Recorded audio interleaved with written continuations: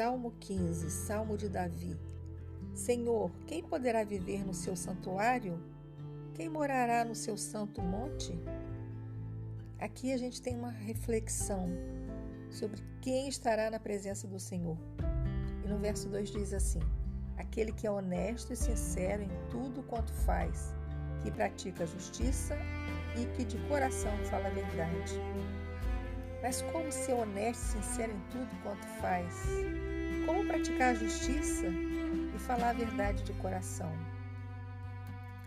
Para nós conseguirmos ser purificados pelo Senhor, precisamos estar perto, precisamos estar próximos do Senhor, para que Ele faça essa limpeza em nós. Uma das maneiras que Deus nos limpa é quando lemos a palavra e quando percebemos que alguma coisa que lemos nossa vida não está alinhada com aquele mandamento, com aquele ensinamento do Senhor. Então o Senhor, através da palavra, a palavra é água que nos limpa, nós vamos confrontando o nosso procedimento equivocado, errado, o nosso pecado, a nossa vontade de fazer diferente do que é o certo. E aí então a gente consegue ser sincero e honesto em tudo quanto faz e praticar a justiça e falar a verdade de coração, porque a palavra vai nos limpando.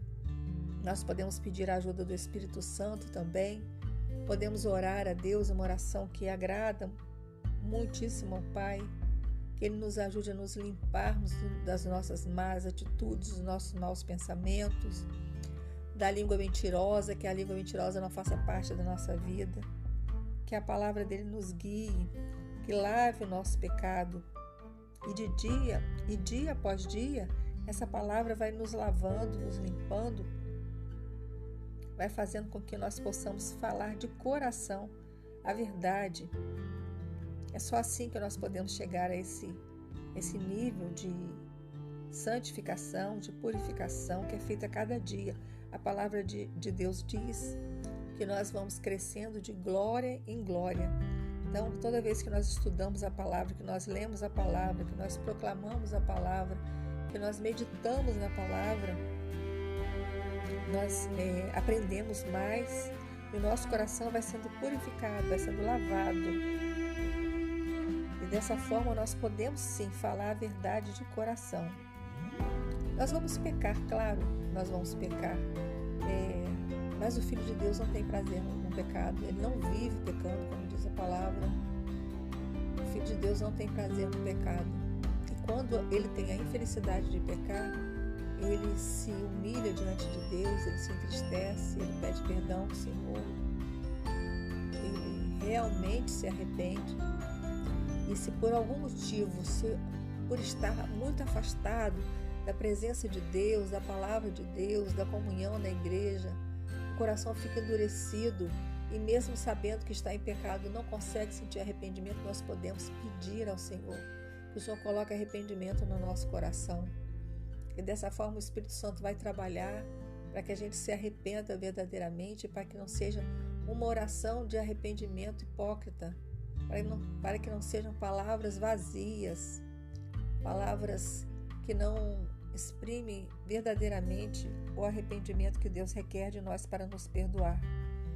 E lembrando que o sangue de Jesus, quando a gente entrega a nossa vida a Jesus, quando Ele é o nosso Senhor e Salvador, o sangue de Jesus, desde que o pecado seja confessado em arrependimento, o sangue de Jesus nos purifica de todo o pecado. E com essa certeza no coração, nós podemos nos arrepender, nos aproximar do Senhor, nos arrepender, sabendo que aquele pecado vai ser totalmente lavado e ele vai deixar de existir no mundo espiritual. Glória a Deus por isso, pelo sangue precioso de Jesus que lava o nosso pecado. Aqui no verso 3 diz o seguinte: ele não usa suas palavras para destruir outras pessoas. Esse é aquele que pode habitar, morar no santo monte do Senhor, habitar e viver no seu santuário. Ele não usa suas palavras para destruir outras pessoas. Muitas vezes o que nós sabemos sobre outra pessoa é verdade, não é mentira. Porque aqui no final diz assim, não prejudica de propósito o seu semelhante, não repete boatos e mexericos. Boatos e mexericos não são relacionados com a verdade, mas às vezes a gente sabe de alguma coisa que é realmente verdade a respeito de alguém. Nós não precisamos falar sobre aquilo. Não precisamos usar nossas palavras para destruir outras pessoas. Quantas pessoas são destruídas por palavras que até são verdadeiras, mas que denigrem o nome daquela pessoa e a imagem daquela pessoa. Então, nós precisamos aprender. Eu preciso aprender a, quando ver o pecado do meu irmão, quando ver o erro do meu irmão, orar pelo meu irmão. E não falar do pecado do meu irmão, mas orar por ele. Orar por ele e pedir ao Senhor para me ajudar a ser do jeito que Ele quer que eu seja, santo, puro, para que eu possa viver em comunhão com meus irmãos, desejando o bem deles. E naqueles momentos em que a gente é ferido, que a gente é magoado, que nós possamos colocar tudo nas mãos do Senhor, descansar no Senhor e liberar perdão, lembrando que o perdão é uma atitude, o perdão não é uma emoção, é uma atitude. Nós devemos liberar perdão porque é um mandamento. Em Mateus 18, a partir do versículo 21, Pedro pergunta a Jesus: Senhor, quantas vezes devo perdoar o meu irmão? 7 vezes? E Jesus responde: não apenas 7, mas 70 vezes 7. Certamente o Senhor Jesus estava dizendo que não tem limites para o perdão. O Senhor não queria que ele fizesse essa conta e ficasse vigiando para perdoar aquele número, né? O resultado dessa soma, essa multiplicação, 70 vezes 7. Mas o Senhor estava ensinando a Pedro e a nós, através da sua palavra, que o perdão tem que ser exercitado sempre. É uma forma de nós fecharmos uma porta, uma brecha poderosa na mão do inimigo. Nós tiramos essa arma da mão do inimigo quando nós resolvemos perdoar e resolvemos não falar do pecado daquela pessoa que nos feriu. Não ficar pensando naquele pecado, naquela ofensa. Quanto mais pensamos naquela ofensa, mais aumenta a ferida emocional no nosso coração. Então, que nós aprendamos a não ficar falando do que nos magoou. É claro que nós podemos desabafar, falar uma vez com uma pessoa da nossa confiança e pedir segredo a essa pessoa, apenas para que a gente possa tirar aquele peso de dentro do peito. Isso é muito necessário e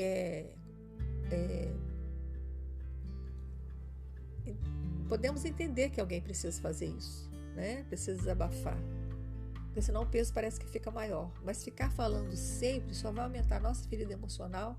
Nós vamos estar pecando contra a pessoa e aí vai ficar mais difícil a gente perdoar. Então a gente não deve ficar falando, não deve ficar lembrando daquilo que aconteceu e nem deixar que outras pessoas falem mal daquela pessoa pelo que a pessoa fez a nós. Mas nós devemos buscar o Senhor e entregar a Ele, por mais difícil que seja. Às vezes não sempre é um processo de entrega diária e de desviar os nossos pensamentos, as nossas palavras, aquilo que aconteceu, se foi uma coisa grave que nos marcou muito, um sofrimento. Mas o Senhor entende o nosso tempo, o tempo que nós precisamos. Nós precisamos também ter atitudes práticas para que esse perdão aconteça verdadeiramente. No versículo 4 diz assim: esse homem que vive no santuário, que morará no santo monte, ele despreza o pecador rebelde. Veja, ele não despreza o pecador arrependido, ele despreza o pecador rebelde, aquele que sabe que está fazendo algo que não agrada o Senhor, mas mesmo assim continua fazendo. Ele é rebelde, ele não quer se arrepender. E esse homem que habita lá no santuário, no santo monte, ele não repete, aqui no versículo 4, ele sofre, ele respeita os homens que temem ao Senhor e sofre prejuízo, mas não deixa de cumprir a sua palavra. Então, quando ele empenha a sua palavra, ele cumpre aquele compromisso que ele se empenhou. Ele cumpre aquela palavra, mesmo que ele tenha algum prejuízo. E ele respeita os que temem o Senhor. Por quê? Porque pessoas que temem o Senhor, temer quer dizer respeitar, né? Ter assim um cuidado, uma reverência. Esse é o temor que Deus quer de nós. apesar dele ser nosso Pai, um Pai maravilhoso e amoroso, mas qual filho aqui na terra que tem um pai e que mesmo o pai sendo amoroso e bondoso não deve respeitar esse pai? Mais ainda deve respeitar pelo tipo do pai que tem. Imagina o nosso Deus, que é o nosso Pai perfeito. Então nós temos liberdade com Ele, mas também temos reverência, também temos respeito à sua presença, à sua vontade, à sua palavra, né? E esse homem que habita no Santo Monte, ele empresta seu dinheiro aos necessitados sem cobrar juros. Aqui o Senhor está explicando quem é esse homem que vai poder habitar no Santo Monte. Ele empresta seu dinheiro aos necessitados sem cobrar juros. Esse tipo de gente. Ele se recusa a aceitar suborno contra uma pessoa inocente. Ele jamais vai aceitar suborno para depor contra uma pessoa que ele sabe que é inocente. Jamais ele vai aceitar. Esse homem permanecerá firme para sempre na presença de Deus. E o homem aqui é humanidade, né? É homem e mulher. Então aqui estão as características que Deus está ensinando para a gente. Quem que poderá morar no seu santo monte? Quem poderá viver no seu santuário? Aquele que é honesto, sincero em tudo quanto faz, que pratica a justiça e que de coração fala a verdade. Para a gente conseguir ser esse homem, essa mulher, nós temos que nos aproximar de Deus, deixar que Ele nos lave com a sua palavra, que Ele nos cure com o seu Santo Espírito, que Ele nos exorte, que Ele nos mostre o nosso pecado. Temos que nos arrepender desses pecados, para que nós possamos ser essa pessoa aqui que pode habitar no Santo Monte. Essa pessoa que não usa palavras para destruir outras pessoas, não prejudica de propósito o seu semelhante, não repete boatos e mexericos. Então, cuidado com a nossa boca, com a nossa língua, que a gente vai falar. Às vezes a gente quer falar, é verdade, a gente está até indignado com alguma situação, mas não é para falar, porque a nossa língua pode destruir uma pessoa. E essa pessoa que vive no santo lugar, ela despreza o pecador rebelde, aquele que não quer saber do Senhor, e condena abertamente o pecado, mas ela respeita os que temem ao Senhor. Ela tem respeito, ela tem reverência, ela tem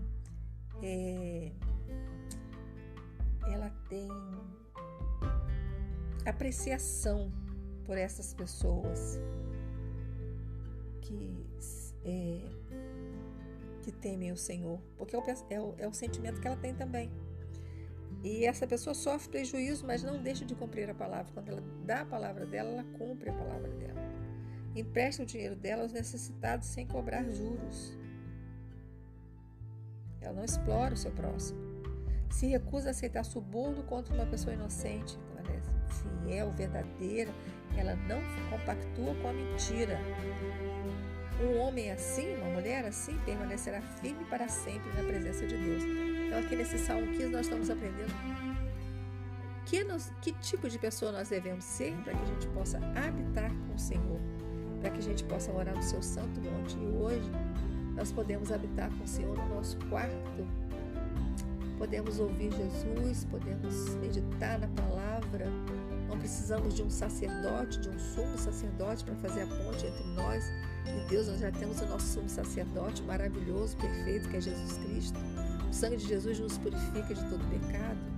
Então nós temos livre acesso ao trono da graça de Deus, da misericórdia, mas com corações compassivos, temendo ao Senhor, respeitando, reverenciando a presença dEle. O nosso Pai querido, que nos dá toda a liberdade, nos dá todo o amor, mas a quem devemos respeitar também. Essas pessoas são as pessoas que vão morar no Santo Monte, como diz aqui no Salmo 15, são as pessoas que vão poder habitar, como diz no Salmo 91, o esconderijo do Altíssimo, porque elas buscam no Senhor esse aperfeiçoamento. É o Senhor que dá. Nós, por nós mesmos, não conseguimos fazer isso. Não conseguimos nos limpar sozinhos, não conseguimos fazendo boas obras, por nossa própria força. Nós vamos ser religiosos, mas não vamos ter a presença de Deus, não vamos ter o amor de Deus, não vamos ser guiados pelo Espírito Santo. A palavra pura, ela mata, mas o Espírito Santo vivifica. Então é a palavra de Deus e a companhia do Espírito Santo que é capaz de nos fazer essas pessoas que vão habitar no esconderijo do Altíssimo, como diz no Salmo 91, e que vão habitar aqui, morar no santo monte do Senhor, que vão ter comunhão com Jesus, com Deus Pai, com o Espírito Santo no nosso quarto, no nosso a sós com Deus, no nosso momento secreto. Que nós possamos pedir ao Senhor e nos esforçar para sermos essas pessoas que não deixam de cumprir a palavra, mesmo que sofram prejuízo. Que nós possamos, eu e você, aprender a sermos essas pessoas e pedir ao Espírito Santo ajuda. Façamos a nossa parte e peçamos ao Espírito Santo que nos ajude a fazer a parte que nós não conseguimos fazer. E nós seremos vitoriosos em nome de Jesus. Amém.